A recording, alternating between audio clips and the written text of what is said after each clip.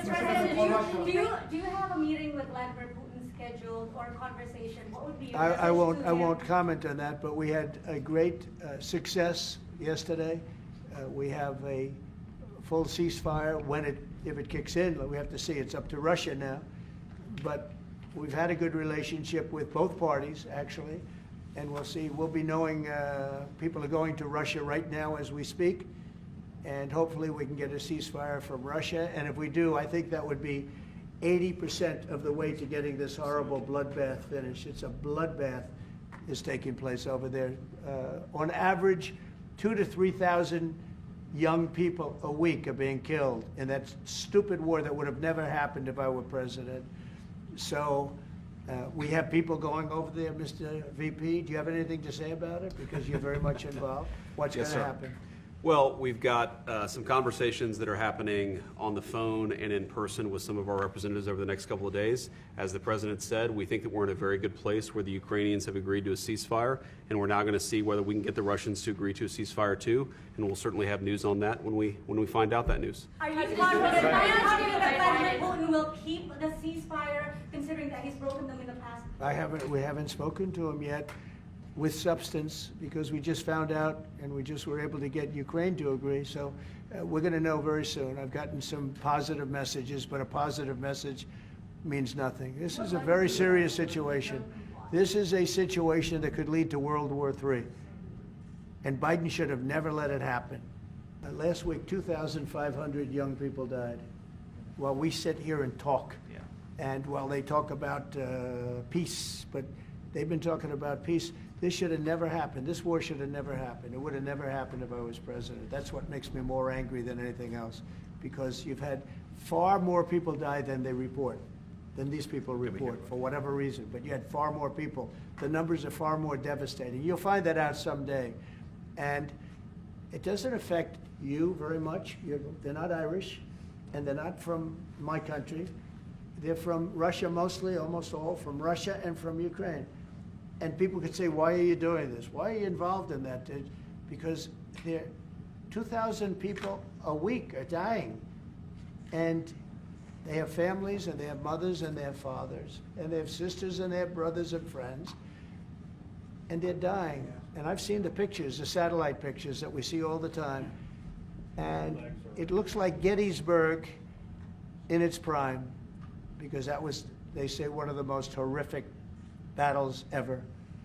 You have kids lying all over these fields that are dead because the weapons today are unbelievable, between drones and various types of guns. I'm not even talking about beyond that with the big babies. You understand what I mean? I hate to even mention the name, the nuclear name. I hate to mention it. But you have weapons today that are so powerful. And I see kids every week. I see pictures of kids laying all over the field dead. They're dead. Beautiful kids. They're dead. And they're not from here and they're not from where you are, but he's working very hard. We're all working hard to get this thing finished. It's crazy over nothing, and it's not going to go anywhere. It's just a terrible situation. And I think we have a chance to get it done. So we've gotten half of it as a ceasefire, and if we can get Russia to stop, then we have a full ceasefire, and I think it'll never go back to war. I think something will happen. Earlier that it was now up to Russia in terms of the ceasefire. Yeah. Is there anything you can do in terms of pressuring Russia or in terms of Yeah. sanctions? Or what can you do? We can, but I hope it's not going to be necessary. Sure, we can pressure. We can do that with Russia. Remember this, Russia took Georgia from Bush, right? They took Crimea from a man named Obama, Barack Hussein Obama, right? They tried to take the whole thing from Biden. They're going for the whole ball of wax. Who was the only one that never took anything from? Trump. And in fact, I'm the one that stopped Nord Stream 2, the pipeline, the biggest pipeline anywhere in the world. I stopped it. It was dead. And then Biden got in and he approved it. Nobody mentions that. What I did to Russia was very tough. I was the toughest ever. But nope, they never took anything from me. They took them from Obama and Bush, and they took it from Sleepy Joe Biden. With Biden, they wanted to take the whole country, but I think I've stopped that, but we'll see. But yeah, there are things you could do that wouldn't be pleasant in a financial sense. I can do things financially that would be very bad for Russia. I don't want to do that because I want to get peace. I want to see peace, and we'll see. But in a financial sense, yeah, we could do things very bad for Russia. It would be devastating for Russia, but I don't want to do that because I want to see peace. And we're getting close to maybe getting something done. We've got Ukraine done, and as you know, I've always said that Ukraine might have been the more difficult party. You were here a week ago when some interesting things happened. I had somebody that didn't seem to want peace. Now he's agreed to peace. So we'll see what happens. Mr. President, thank you so much. You spoke to Vladimir Putin for quite a while on the Yes. phone. So I want to know your assessment. When you take this deal to him now, how do you assess the chances of Putin? I have no assessment, and I don't go by chances. I think it makes sense for Russia, a lot of downside for Russia too.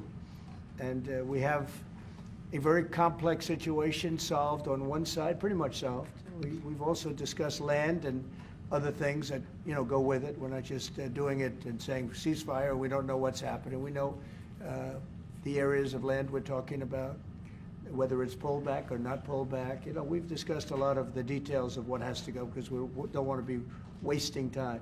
We don't want to be wasting time while people are dying. I mean, as we're sitting here, you probably had 2 people die on that very open field. It's dead flat. It's great farmland, and it's dead flat. There's no protection. The only thing that stops a bullet is a human body. And these are bodies that are young people, and they're stopping a lot of bullets because a lot of bullets are flying across those level fields. Dead flat, no protection whatsoever. It is a disaster. And so I hope he's going to have a ceasefire. You are using the American leverage to get a lot of political issues. Well, I don't want to get into that, but if I had to, I'm the only one that's dealt with them successfully. Everyone else, I went through it. Bush didn't deal with them successfully, dealt with them terribly, got ripped off. And Obama was a disaster. They have with Obama, he gave them sheets, and I gave them anti-tank missiles. You know that, right? It's called Javelin. You know the Javelin? I'm the one that gave them the Javelins. People don't say that. And then they say, oh, Trump has a great relationship with Russia. I'm the one that gave him the Javelins. Obama gave him sheets. That's an expression. He gave sheets, I gave Javelins. So. Mr. President,